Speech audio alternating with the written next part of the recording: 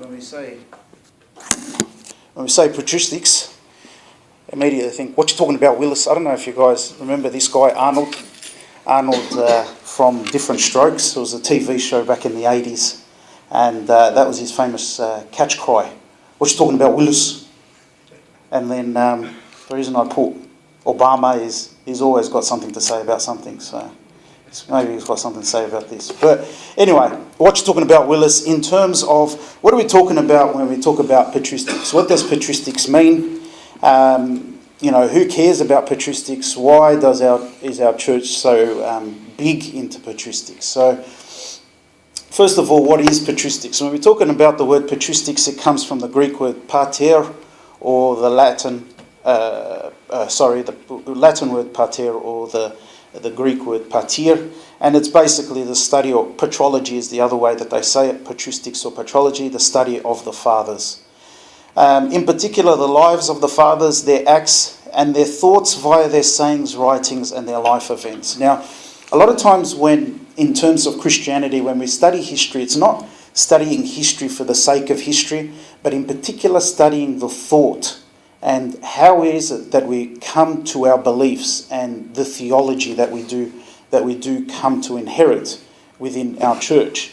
And a study of patristics is a very good way of garnishing that type of thought and what is it that they're actually trying to say. So who are the fathers? And there's particular criteria or features in terms of when you're looking at who the fathers are of the church. These are the criteria that you need to set to it. And one is the orthodox in doctrine or in their belief. By orthodox we mean obviously the belief that we as the Orthodox Church believe in.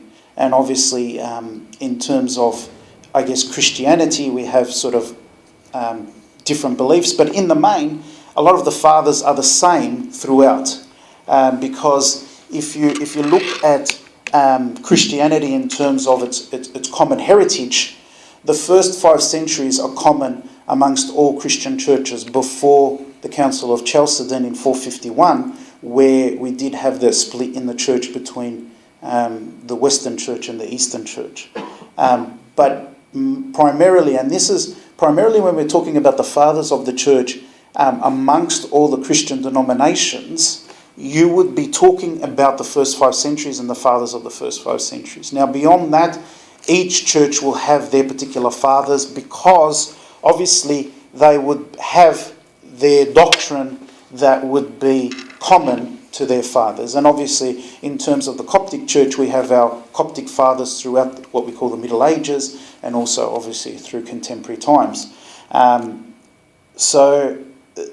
That's number one feature in terms of what their beliefs are, because especially in the first 5 centuries, Christianity had to deal with a lot of heresies or false doctrines or false beliefs that were trying to, I guess, make their way into the mainstream sort of Christian belief. And that's why we have all these councils in terms of the bishops at particular councils standing up against particular beliefs, what we call heresies, beliefs that are contrary to the Orthodox doctrine. Another primary feature in terms of the fathers is their holiness in life. A very big thing in terms of orthodoxy is what we call praxis, or the practice of what you believe. So it's one thing to believe something, but it's another thing to put that into practice. It's one thing to say that you're a Christian, it's another thing to be Christian by deed. And this is the whole thing here in terms of holiness of life. Now, there are particular fathers of the church that we don't call fathers that would probably, because of their belief and because of their great writings, we don't call fathers or saints, or they're not canonized within the church, because this holiness in life probably wasn't there.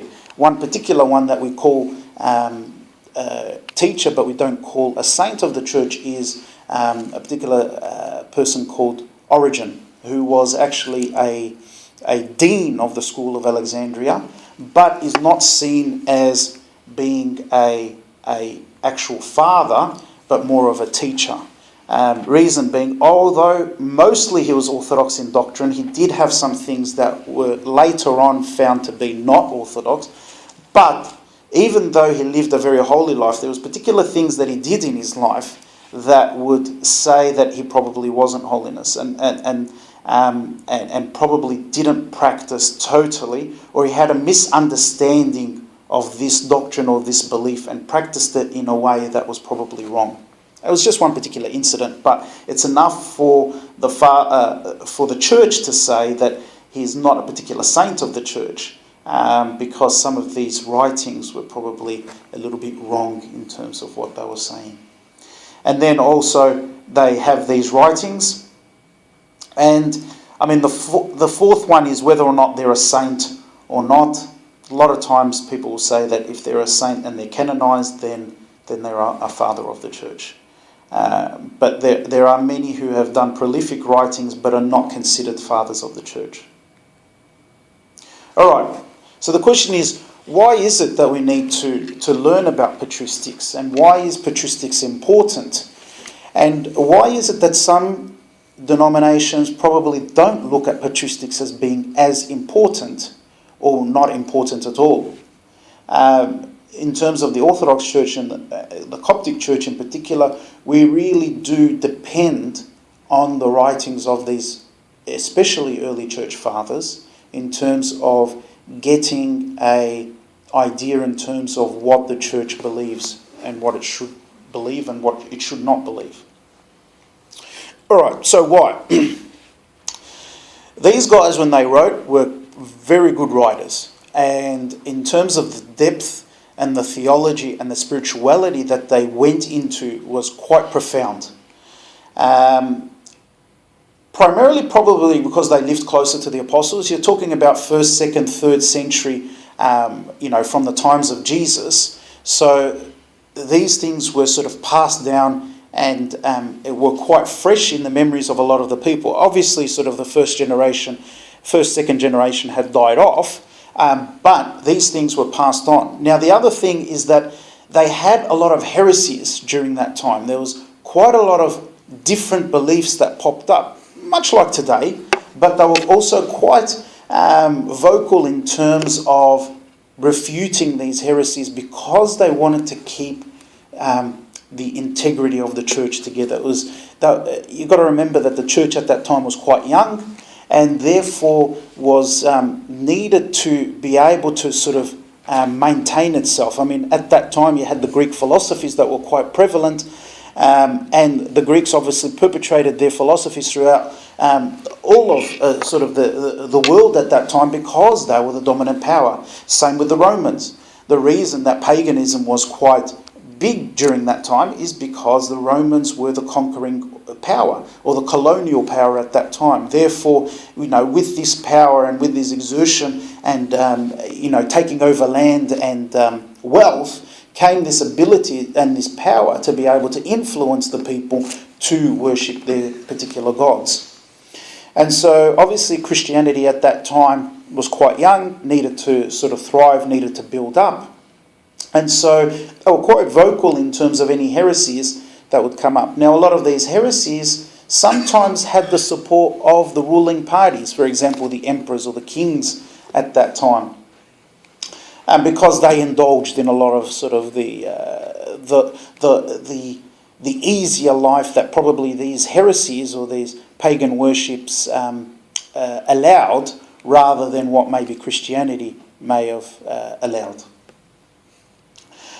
Why we study them as well as gives us an understanding of the history of the church, as well as gives us a sense of continuity. This is the big thing in terms of our church, in terms of we always like to show that there's this continuity or this tradition that's passed down, not only from Jesus and the apostles, but through the fathers, and that we can trace this lineage. And this is why, as the Coptic Church, or even if you look at the Catholic Church, or even any of the other Orthodox churches, they will trace their lineage in terms of the popes and the bishops. And so, because they are representative of the apostles and they've been given the Holy Spirit, been entrusted with the responsibility of keeping the church, And therefore, this is how we sort of trace our lineage. And if you look at any church, you need to look at, where they started from, and if they can trace their lineage back to the apostles and back to Christ. And if they can, then you probably know that they're an Orthodox or true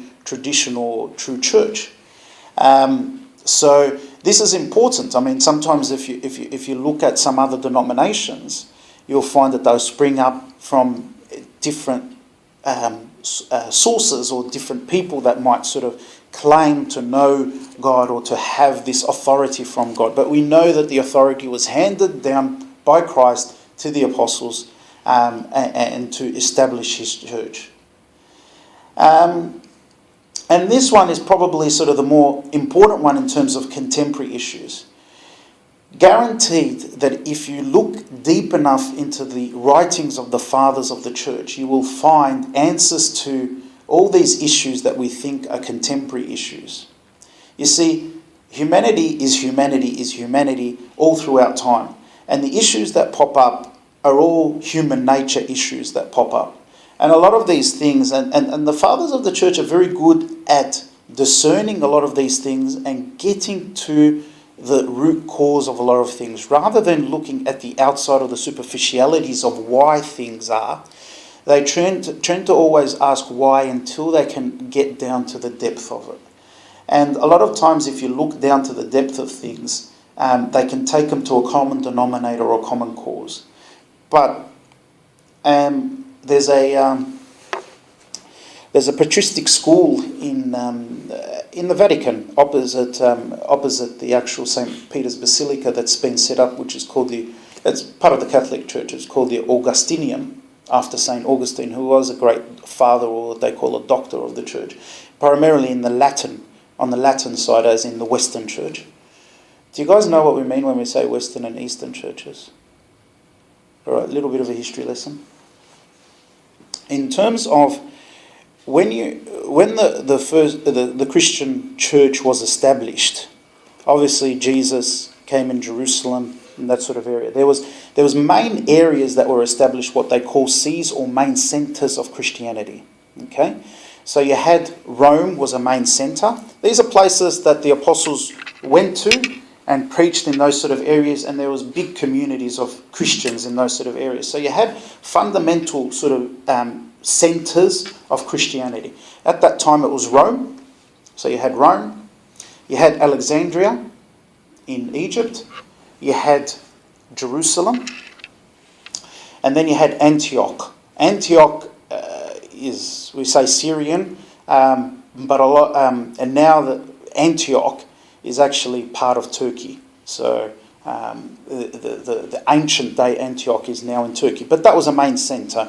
And Antioch was where St. Paul, in all his missionary journeys, this was his base that he left from. So in his 3 missionary journeys, before he went to Rome and his last journey where he was executed, his base was in Antioch, and this is where he set off. And even in the book of Acts, it says there was a community of Christians that were there. And so he was using that as his base for his missionary journey. So you had your 4 centres. Now, primarily, if you're looking at sort of the geography of the world and how it was at that time, these centres, as in your Antioch, Jerusalem, Alexandria, were considered the eastern side of the world, and where Rome was considered the western side of the world. Okay? Later on, when the emperor changed his base from Rome to Constantinople under King Constantine, hence why Constantinople is named after him, which is in Turkey at this point in time, that was the other centre that became a centre for Christianity, primarily more political, because this is where the emperor was, and so the emperor thought that, if he was going to be a Christian emperor king, there should be a Christian centre in that sort of area. And look, having said that, there was very strong Christian influences in that sort of area. But when you got the split of the church at that particular area, you had your eastern side going to one side, and then your western side going to one side. So you had Rome and Constantinople, which they call the West, and now primarily is called Latin, obviously the Latin and then the Greek. And and then you had Alexandria, Jerusalem, and Antioch on the other side in terms of the split. Constantinople then is later on when you had the Roman Church splitting up, where Constantinople, where you have the Eastern Orthodox coming from that branch of Constantinople, and then the Catholic Church from Rome. Rome obviously is also known as the Latin Church because a lot of the writings of these fathers were in Latin, as opposed to the other centres, especially Alexandria and Antioch, where they were the two main centres of the East. A lot of the writings were in Greek, except for St. Ephraim and some of the Syrian fathers from Antioch. A lot of them wrote in Syriac, and Syriac is actually a derivative or a language very close to the Aramaic as spoken by Christ. So they also sort of wrote in that sort of language. As I was saying, that point there, in terms of, it's important to see, because a lot of the fathers of the church will speak a lot about contemporary issues in terms of things that we probably grapple with today in a contemporary society, and probably have answers that we're struggling to find. So as I talked about in terms of the main centres of Christianity, you also had two main schools. By school, I don't mean an actual sort of school as in walls and classrooms and all that sort of stuff. But by school, when they talk about it in terms of Christian history and thought, it's more about a type of way of thinking or philosophy. And so you had your school of Antioch, and you had also your school of Alexandria, based obviously in Alexandria, and this one obviously based in Antioch. Now, this is what we said before in terms of it's under various rules, currently part of Turkey. Now, the particular characteristics of this school is that their interpretation of the Bible tends to be more historical and grammatical. Okay, so they'll look at a text of the Bible or at a passage in the Bible and really look at, okay, what is the historical significance there? What is the literal significance? Let's go back to the Greek that it was written in. Let's go back to the Hebrew, if it's the Old Testament, and look at what does the word really mean? And have we lost anything in the interpretation? And really get the meaning of the text that way. Now, School of Alexandria is known because they call it sort of an allegorical school of interpretation. So when they interpret the Bible or the Scripture, yes, they look at the grammatical and the historical, but they also like to take it on another level in terms of they tend to sort of draw analogies and draw sort of examples or symbolisms out of, or what we call typologies as well, out of the text, which those that define or interpret the Bible strictly in that sort of sense find it very hard to do.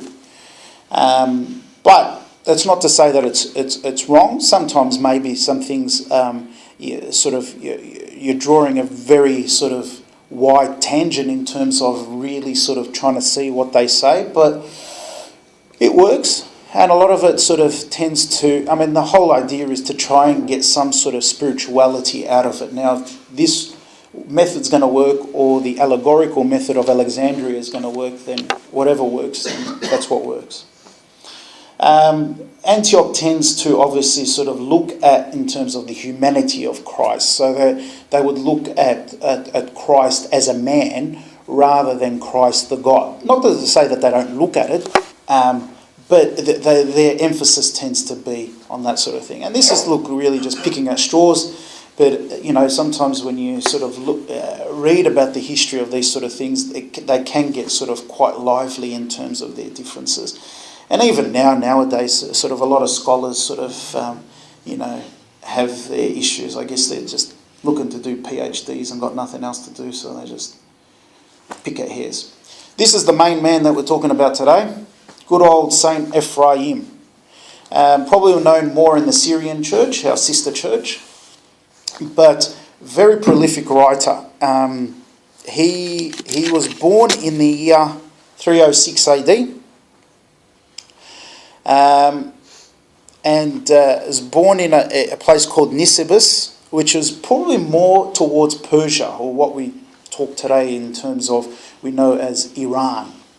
And I guess that shows you the influence in terms of the church, in terms of its widespread. The Syrian church actually went into India, and this is where we get our sisterhood from the Indian Orthodox Church, in terms of it was the Syrian church that is actually established there in India, much like the Coptic church, is established in Ethiopia and Eritrea and all those sort of places. So this is the spread in terms of the church. So he was actually sort of from Mesopotamia and born in 306 AD. So he was around during the time of Nicaea and a lot of the heresies that were Arius, as you hear about all the time, and his heresies. And so really, in terms of the church at that time, they're really trying to define the Trinity, really trying to define that Christ is God and not just a man that was created.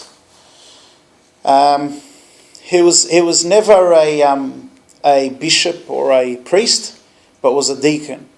But he's also considered a doctor, especially of the Syrian church. Now, whenever someone sort of reaches a high sort of level, they tend to sort of call them a doctor.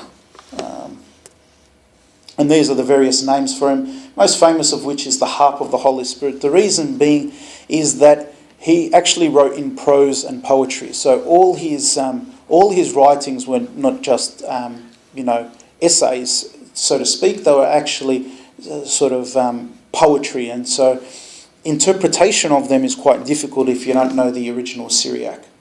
And so, unfortunately, sort of when we're reading his works, we mostly sort of read things that are interpreted, and so obviously they don't rhyme unless you've got a skilled person interpreting or translating. Sorry. Born in Nisibis, both his parents were Christian, very ascetic in terms of the way he lived, but also a very good thinker. He actually sort of had to correct St. Basil of Caesarea in terms of some of his theology. And when you read his poetry, he has a very good general sense of Scripture. And especially in these poetry, he wrote something like 20 poems just on the Nativity. And this is obviously why we're talking about Nativity now that we're in the Advent fast and we're coming up to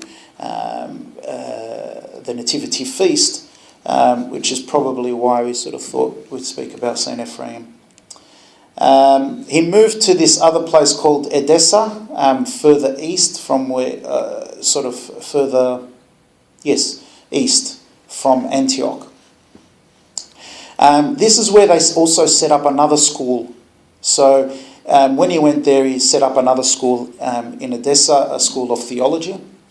He was a very prolific writer and also conducted choirs. He was very instrumental in allowing women to participate more in church, in terms of he actually conducted these choirs to sing his hymns and his songs and his poetry. And a lot of them were largely made up of women. So he was very instrumental in I guess, enlarging the participation of women within the church. The particular type of genre of his poetry is called madrosh, or the teaching songs. And these are the particular themes that he talks about: the life of Christ, his nativity, passion and resurrection, as well as repentance and the dead and the martyrs. He also wrote some songs against particular rulers at that time, especially because his hometown of Nisibis was always under siege. There was always issues between the Persian kingdom and the Roman kingdom, that they were always fighting over this particular town. So he was very, he was much like John the Baptist, sort of like to rebuke the rulers of that time. This particular method that St. Ephraim uses is very symbolic and metaphoric. So it's closer to the Alexandrian way of interpreting Scripture, to experience God as he reveals himself to us. And second, the body and the soul are eternally linked. When these two views are combined, they lead to a faith that knows God initially through an encounter our bodies and souls before having some sort of mental grasp of the nature of God. So basically, the Syriac method tries to engage the mind and soul so that one understands things before one is able to have a particular encounter or spiritual grasp of God. And one particular way in terms of sort of describing how St. Ephraim uses his poetry in terms of this centre and this circle. Now, normally, let's look at this centre here as being a description of God. So normally we try and say things about in terms of, you'd say let's say if we're talking about God, he is wise, he is all-knowing, he is mighty. You sort of, in terms of attributes of God, or you'd say, or you'd use it in the negative, so he's uncreated, he's undivisible, all those sort of things. So you'd either describe attributes in terms of the positive or in terms of the negative. But the way that St. Ephraim, or the Syriac method in terms of describing it, is they look at this point, but they also look at these areas here. So what they'll do is that they'll provide sort of paradoxical pairs, things that are opposite, so that then by describing the two opposites, you're then somehow able to get a point there. So that if they describe so many things that are opposite, that somehow you get a semblance of what God is. So we'll see some examples in terms of the way that St. Ephraim does it. But rather than trying to tell you what that point is, and we all know that you can't really tell someone to do something, I guess, and rather what you have to do is sort of give them parameters in terms of how they could think about something. So, the two opposites, it's in that spectrum that we find where God is. So that by paradoxical pairs of opposites, placing them at opposite points around the circumference of the circle, the central point is left undefined, but something of its nature and whereabouts can be inferred by joining up the various opposite points.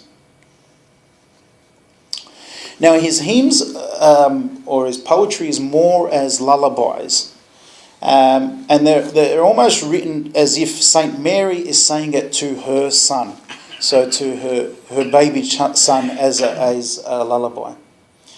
And the central point that it does have is this whole thing, and this is, I guess, central to what the incarnation is, or why the whole sort of idea as to why Christ came on earth and why he came to visit humanity.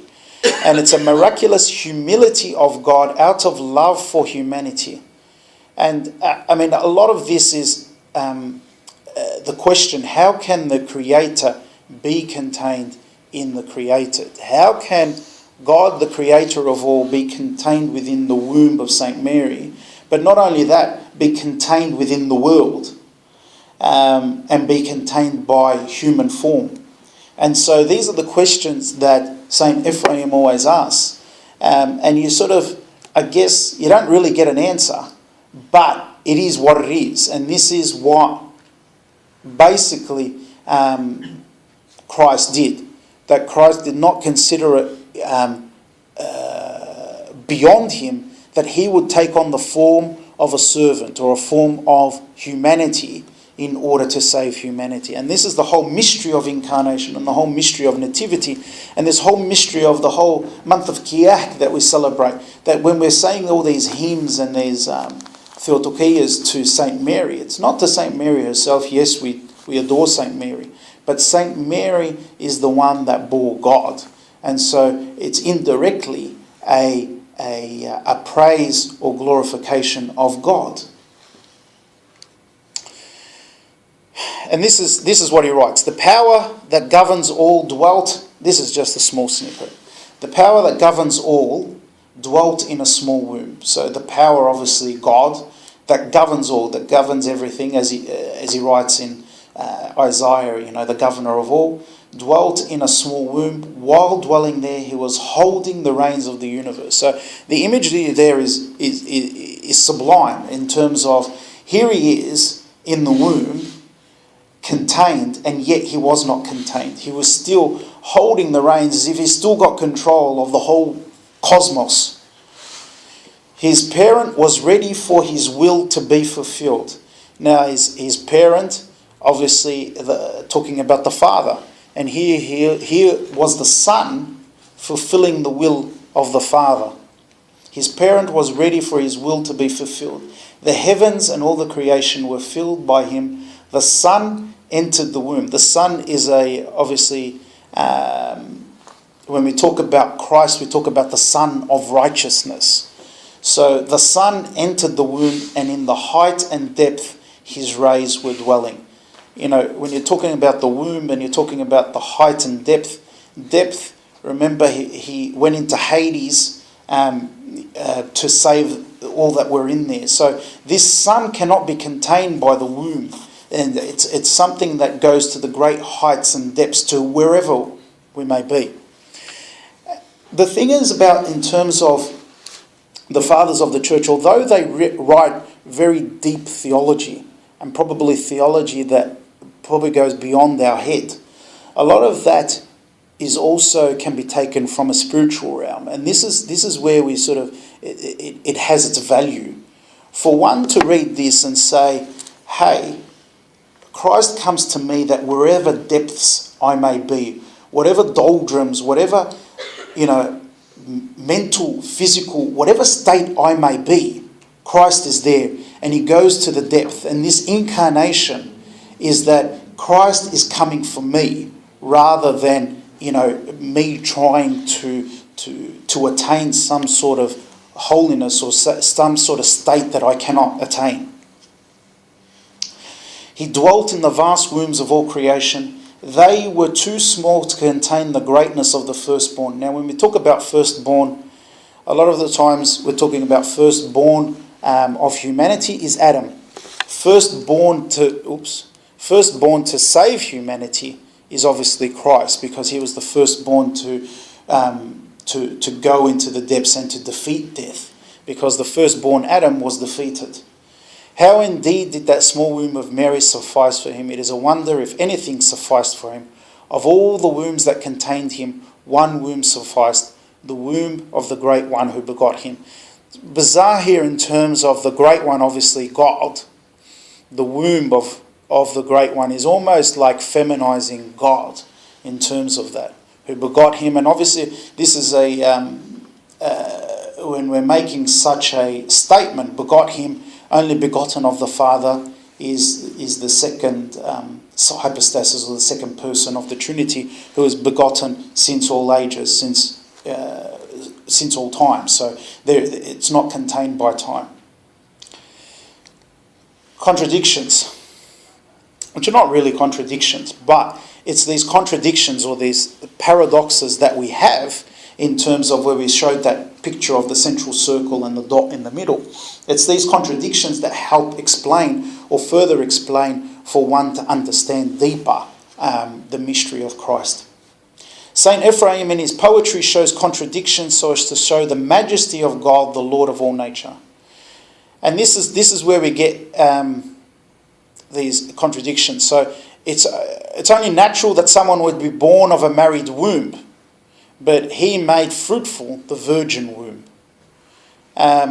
Again, there's so many sort of contemplations that can be taken from that particular statement in terms of, the virgin womb that's for God.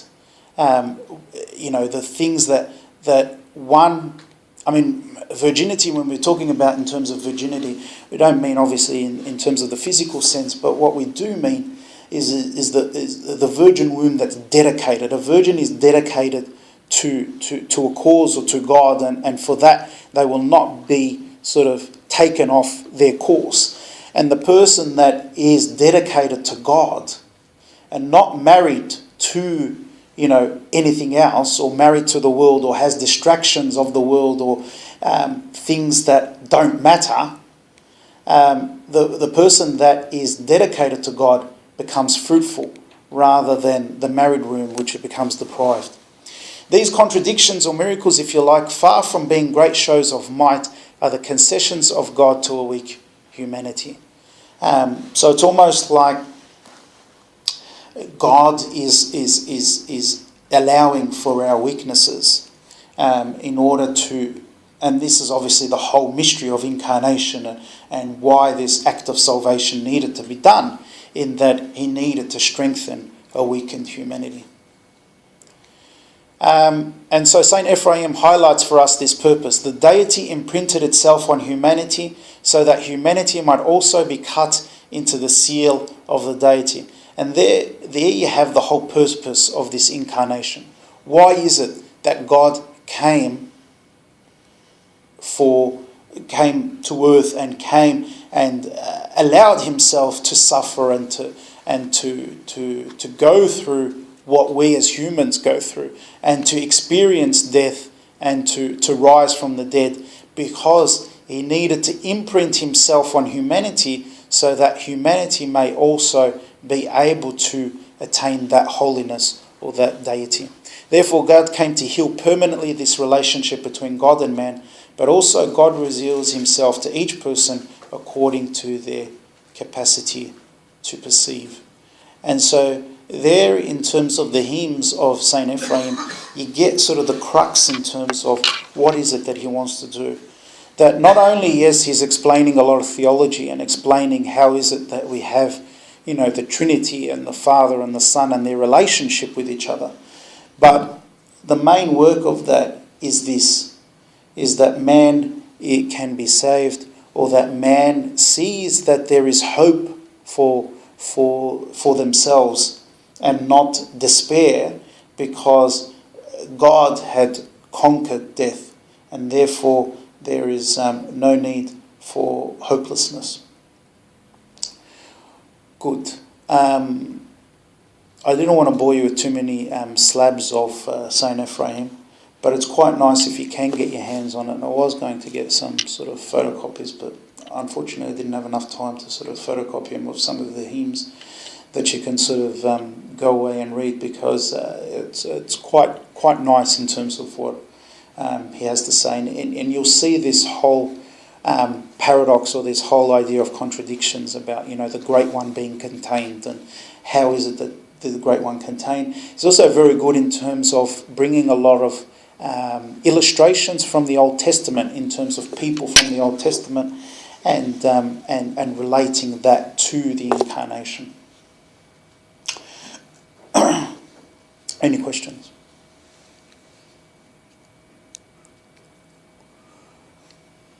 Good. Much appreciate your time. Thank you very much. Well, I'd like to